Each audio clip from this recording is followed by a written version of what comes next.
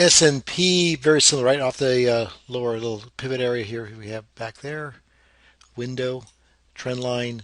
So we had the big fall on Monday, sideways, little spinning top, kind of doji-like formation, push into the 8, through that with a rising window today, but right back into a declining 20 and a crossover. Dead cross there on the 20 below the 50. That could create some problems. It doesn't have to be necessarily, but could be a problem for that. High to low again, right into the 50% right now, just slightly beyond, but right back at the series of highs that were there going sideways last week in the 50%, including a declining 20 as mentioned as well. So we'll have to see what that's going to bring us next week. Nasdaq, Harami, Doji essentially at the support level at 4,000 round number. We knew that already. It pushed up into the moving average, including the polarity area at 40.75. Rising window today, following the payroll unemployment numbers. But right into a declining 20. There's no crossover here, but there's a 20 there. Of course, still has a shot to go back into 4,200 as well, potentially anyway. But right now at a 20, a decent move. We already know about the divergence we saw in the stochastics. So all this is making total sense at this point. We go high to low, and that's actually beyond the 50%, which is actually pretty impressive. And the Nasdaq is one that I always watch most closely of all. I think can be the most revealing.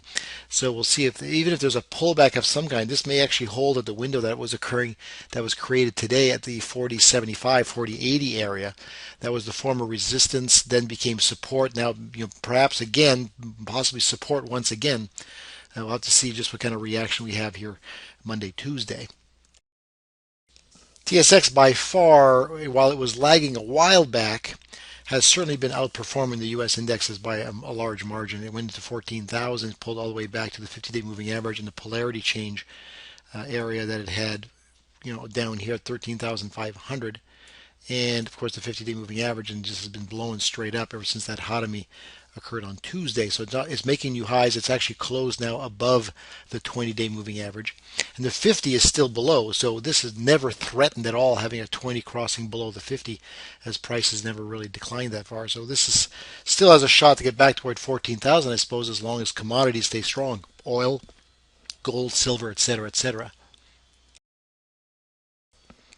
Okay, treasuries came up, as we know, through the 134, came back, pulled back, dark cloud cover, confirmed it, but I still believe this was going to be more of a pullback from the standpoint of profit taking, looking for a support area. So it went, yes, below the 8 moving average for 2 consecutive days, but it's right at the 20 with a rising, into the 200 with a rising 20, immediately below it.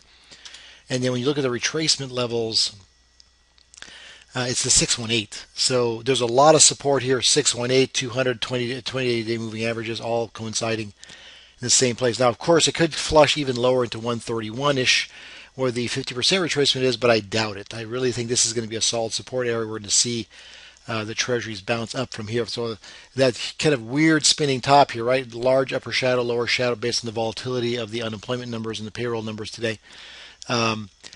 So somewhat of indecisive, but still, to me, oversold. Looking like this at the support area, I expect this to go higher. Now, if that's the case, typically we see an inverse relationship between the markets and this. So keep in mind, this was going higher. The markets were kind of selling off. Now you're seeing a bounce, of course. Now in the markets, we're seeing that 3-4 day decline here in the Treasury. So if there's going to be a bump up to the upside here in the next couple of days, that means the markets are likely to drop as well. So that may be sort of the end of the short-term rally potentially here. Just basing it all really for the most part here, including a little bit of resistance on the indexes, but primarily here onto the Treasuries. Japanese yen into the resistance has pulled back, very similar to what we just saw on the treasuries, but this not quite as robust and as aggressive as what we saw in treasuries, but it came off the resistance 99.50 or so 99. Pulled back. We now have a golden cross of the 20 back over the 50. The 50 is flattening out. Large support area right where those moving averages are, including a cross where the support resistance used to be as well. So even if it dips into there, I'd be looking for that as a buying opportunity, or right in here. Percentage-wise, once again, I believe this is a reasonable place. High to low, you're right at 50%. So it could dip just a little bit lower into 9,750 again, potentially. But essentially, it's already in that area testing as we speak. So I'm thinking here also may see a bounce to the upside. Gold just sliding sideways above its moving averages, but right below the 1280 resistance area. So it still looks like it's got almost like a, well, rounded bottom formation to some degree, almost like an ascending triangle a little bit as well here lately. It's not really pushing through, and you would have thought by now they would have had a good chance, every opportunity to do so. Uh, of course, it still can, but when I start seeing this looking a little lopsided, it makes me think that it may want to dip back down and test around 1220, the 50-day moving average, or just slightly below, just to create a more even and evenly keeled and designed sort of rounded bottom formation. So if it doesn't start cracking 1280 soon, I'm going to expect this to start dropping before it resumes its upside opportunity once again. And as far as silver, we've been discussing it for quite some time. It's just been sliding literally sideways, box formation here between 19 and 2050 above, and has an opportunity as well on Wednesday to plow through, and ended up closing midway up its range into the moving averages. Moved ever so slightly Thursday and Friday, but still has an opportunity to get back toward 2050. The 8 still rising. The 50 and 20 are clustered together. So when you start seeing all these moving averages clustered together, there's a move coming. And so question is, which way? Down first, then up, or up all the way? Okay, well, crude, phenomenal move here. We've been talking about the fact that it had been going sideways, chopping around for quite a while here, just because the 20 had crossed below the 50 and the 20, and it did so while the 50 was still rising. So a little bit of a weird, kind of a strange, confused state.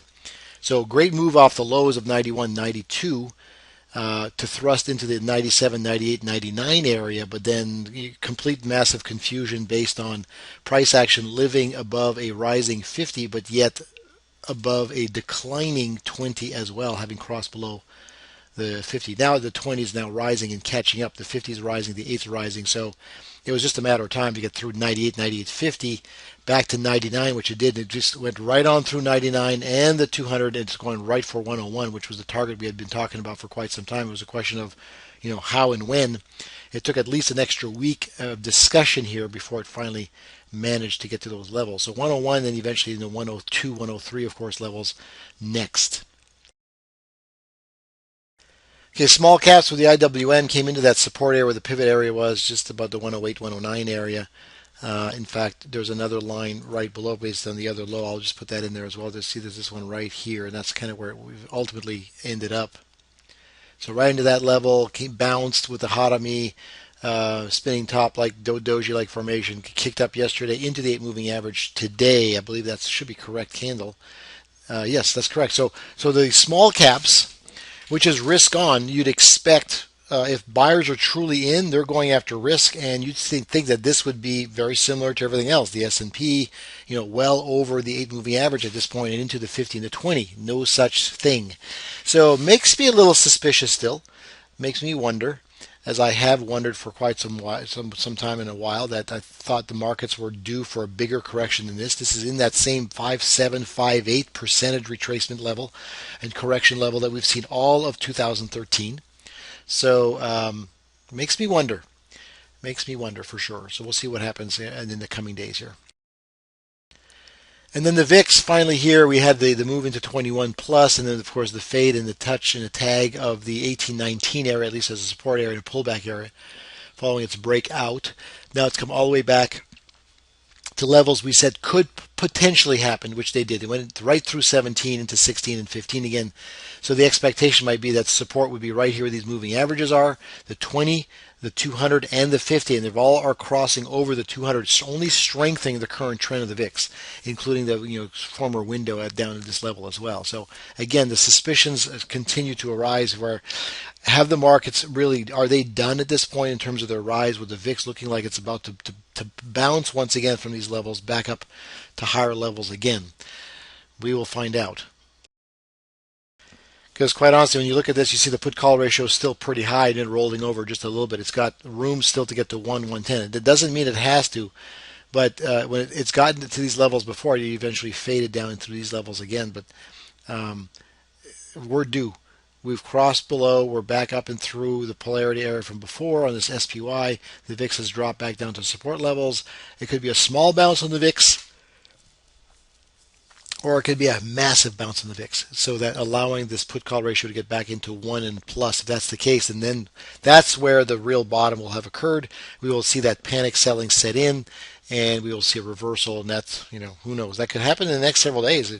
We see them a lot on Tuesdays, Wednesdays, or Thursdays. It seems like historically, although last year was not the case, they were happening on very strange days, sometimes on Mondays or Fridays for that matter. So it's been an odd year.